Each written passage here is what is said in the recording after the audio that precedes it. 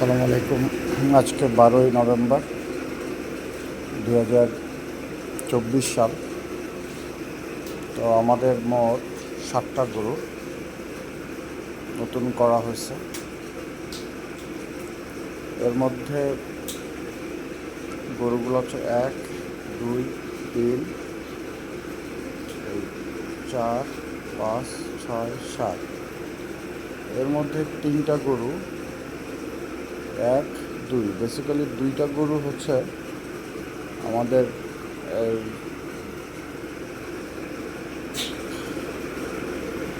আগামী কুরবানির জন্য। আর বাকি যে গরুগুলো আছে এগুলো হচ্ছে কি মোটা তাজা করানোর জন্য। আমরা আজকে কৃমি ইঞ্জেকশন দিব। আমরা যেখান থেকে আমরা কিনছি এগুলো আমরা রাখছি, যেরকম একটা কিনছি হচ্ছে গিয়ে 47,000 টাকা দিয়ে, আরেকটাও কিনছি 47,200 টাকা দিয়ে।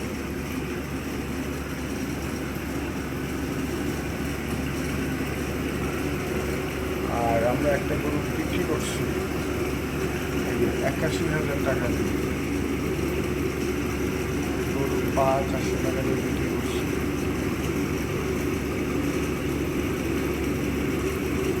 গরু ভুড়ি বিক্রি করছি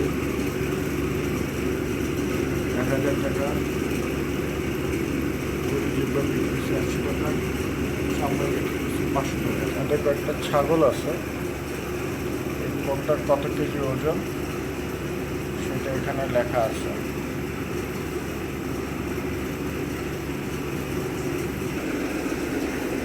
এই গরুগুলোকে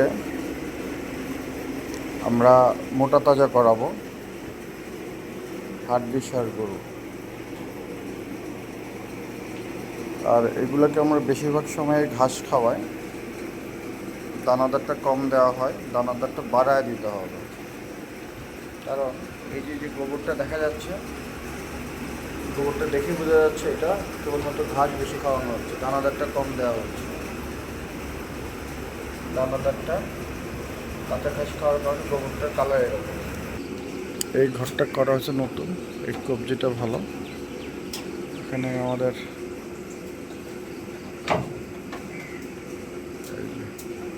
3টা ছাগল আর একটা ভেড়া। এটার পুরুষটাকে কুকুরে মেরে ফেলছে, অ্যাটাক করছে।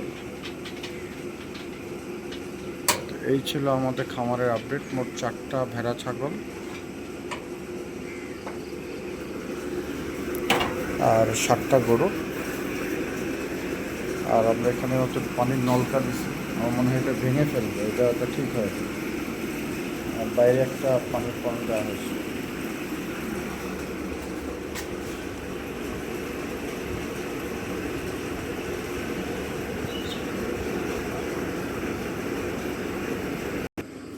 ছাগলের ঘরে যাওয়ার জন্য এর একটা টেকসই একটা সিঁড়ি করা হয়েছে। অনেকে কাঠের সিঁড়ি দেয়, কাঠের সিঁড়ি না দিয়ে পুরাতন এই যে টিন দিয়ে, গাছের ডাল দিয়ে মাটি ফ্রেমিং করে তার উপরে এই যে ইটা দিয়ে দেওয়া হয়েছে। আর এটা হচ্ছে গিয়ে ওই সুপারি গাছের যে ডাল আছে ওগুলা চিড়ে কেটে করা হয়েছে।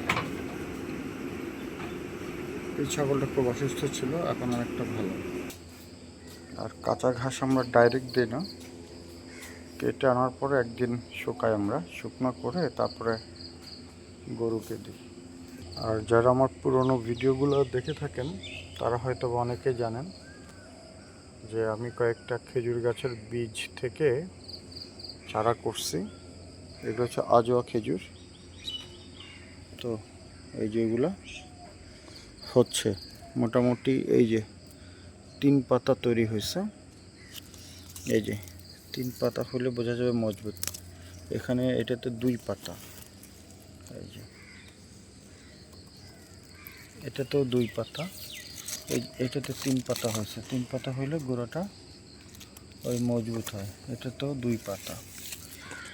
আর এক, দুই, তিন, এই চারটা কাঁঠাল গাছের বীজ।